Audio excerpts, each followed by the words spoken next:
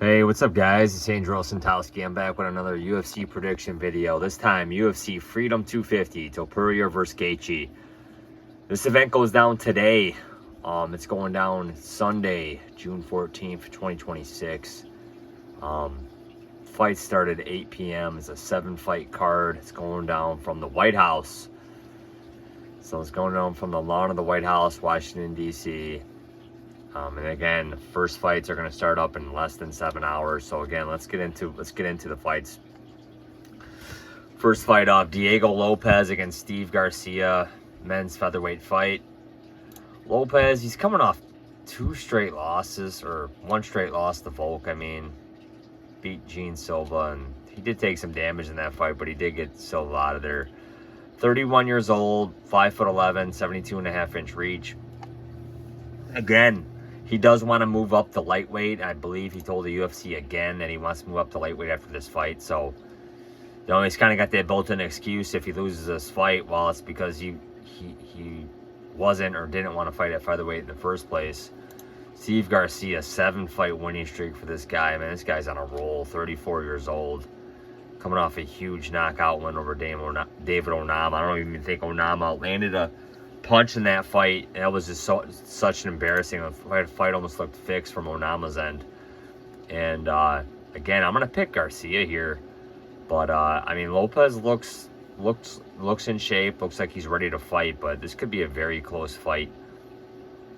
I am gonna pick Steve Garcia here. Next up, middleweight fight, Bo Nickel against Kyle Dawkins. Again, Bo Nickel, he's coming off a big win over Rodolfo Vieira, but again, I don't really think Vieira was dangerous to Nickel at any point in that fight, and that's kind of why the UFC matched him up. Again, De Ridder showed some nasty striking in that fight and put him out of there. Kyle Dawkins, he's coming into this fight with a chip on his shoulder, and he looks like he's the bigger fighter too, man, compared to Bo Nickel. He's on a 6-fight winning streak, 33 years old. Submitted Gerald Meerschaert in the first round back in November, beat Michel Pereira. That's how he got back into the UFC. It was a late notice fight. He just knocked him out. I mean, dude, I'm going with the upset here. I'm going with Kyle Dawkins, man. Again, I think Trump really does like Bo Nickel as a fighter, but this is a dangerous matchup for him. I'm going to side with Kyle Dawkins. Mauricio Huffy against Michael Chandler, and I just think, man, Chandler's just out of his prime. He's 40 years old, 3-fight losing skid, and I think his best bet is to really just pressure Huffy against the cage and hope to land something big. But outside of that, Huffy does kind of want to counter strike, and I didn't think he was looking that good against Fiziev. I did think Fiziev took that first round, and I thought Fiziev was kind of bullying him that second round until he just got caught, and he really hurt Fiziev in that fight. And again, Fiziev did not look good afterwards. But I'm gonna side with Mauricio Huffy. But again, how can you trust this guy after some of the letdowns this guy's had? I mean, he's minus 600. I'm gonna pick Huffy here, but again, I would not have any bet on it. Derek Lewis against Josh Hokett. Derek Lewis has like a 34-pound weight advantage in this fight.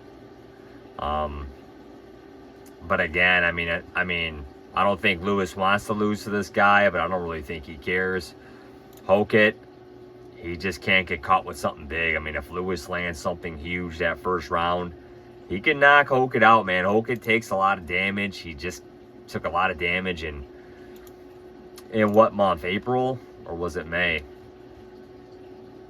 April. So 2 months ago, he took a tremendous amount of damage against Blades. Obviously, he got the better of Blades, but he took a lot of damage. And this is 2 months later, and he's going up against big Derek Lewis, who just looked absolute horrible against Waldo Cortez Acosta. Again, he cashed for me as a plus 230 underdog against Halishin Teixeira last summer. So again, I'm siding with Hokett here, but it won't surprise me if Lewis catches him and puts him out, but he's going to have to do it early, in my opinion. Hoket's a minus 450. You could only look Lewis if you were to bet it, but my pick would be Hoket. Sean O'Malley against Eamon Zahabi. And Zahabi, man, he's on a nice winning, 7-fight winning streak, 38 years old. Very hard to do that in the bantamweight division. Again, split decision over Vera, beat Jose Aldo. I mean, retired Aldo. Munoz, Basharat. Again, all good wins. I mean, again, to lesser competition. O'Malley, again, man, he might be on the backside of his career here. He's already had the belt. I don't see the guy getting the belt again unless they really cherry pick his opponent and maybe give him Peter Yan next instead of Merab. But again, Umar and Merab, just stylistic nightmares for O'Malley. I think Sandhagen's a bad matchup for him. But let's get into it. O'Malley, 31 years old, 1-fight winning streak, coming off a win over Song Yadong. I did have it 2-1 O'Malley, I think. But again, I didn't watch that fight super close. But he did beat Song Yadong. Lost to Merab twice before that. So again, the guy hasn't held the belt since 2024. And I don't know, maybe they cherry picked Yan for him, but again, Yan looked really good against Dvalishvili in their second fight. So again, I'll pick O'Malley here, but again, I don't really trust the guy. He's a minus 450 as well. Again, Zahabi has nothing to lose. He needs to pressure this guy. Just fight smart. But I'll pick O'Malley. Alex Pereira against Cyril Gane. Oh my God. For the interim heavyweight belt. What a fight, man. It's a pick'em fight, man. It's a pick'em fight. Maybe we'll see a true underdog before close or right before close. We'll see. I'll be here for it. But yeah, Alex Pereira, man, we haven't seen him fight since October when he beat Ankalaev to win back the light heavyweight title. Man, this guy is going for the opportunity to win a belt in 3 different weight classes, man. Unbelievable. He's 38 years old. 6'4", 78. He weighed in at 251. But again, he hasn't fought since he beat Ankalaev in their second fight. And yeah, he's going up against Cyril Gane here, who he's fought for the belt many times, man. Many times. 36 years old. 2-fight winning streak. We haven't seen him in action. Well, we seen him in action last against Tom Aspinall last October. Again, with the eye poke situation. He was looking good. Prior to that, it was the Volkov fight. So again, it's kind of been a while since we've seen this dude fight. Hopefully he has a more active 2026. We at least get 2 fights out of him. I'm going to pick Cyril Gane here. Again, man, Pereira might put him out. I'm saying maybe Gane manages distance well, gets takedowns. But again, I can see Pereira just catching this guy and putting him down. Or dropping him in certain rounds, winning the rounds. I don't know, dude. I'm gonna side with Cyril Gane here. I just think he's the more well-rounded fighter. He seems confident. You know, he's well-rounded at heavyweight, man, and he's probably got the better ground game out of the 2. He's probably gonna look to wrestle here. We know he can go 5 rounds at heavyweight. And again, this is Pereira. Yeah, this might be his natural weight, but this is his first time actually fighting a true heavyweight and in a 5-round fight. So we'll see how Pereira does, but I'm going to go with the more proven commodity at heavyweight, which is Cyril Gane. Main event, Ilia Topuria against Justin Gaethje. And you look at these 2 fighters facing off with each other, and Gaethje like kind of towers over the guy. Topuria does not look big at lightweight. Gaethje does look big.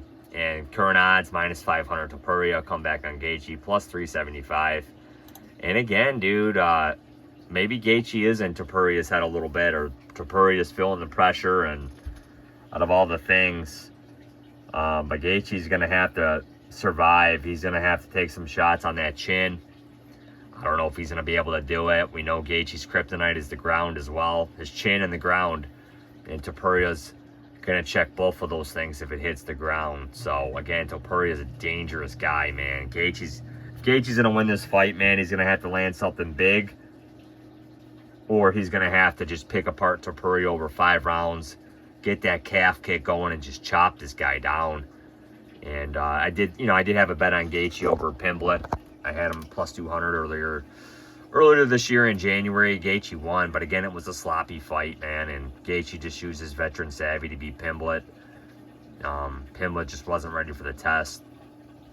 But if Gaethje looks that slow and this sloppy against Topuria, Topuria's going to put this guy out, man.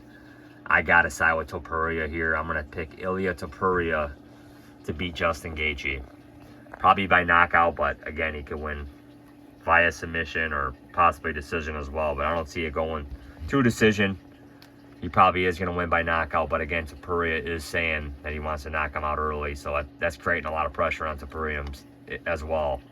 But my pick will be Topuria. So again, guys, my picks: Topuria, Gane, O'Malley, Hokett, Huffy, Dawkins, and Garcia.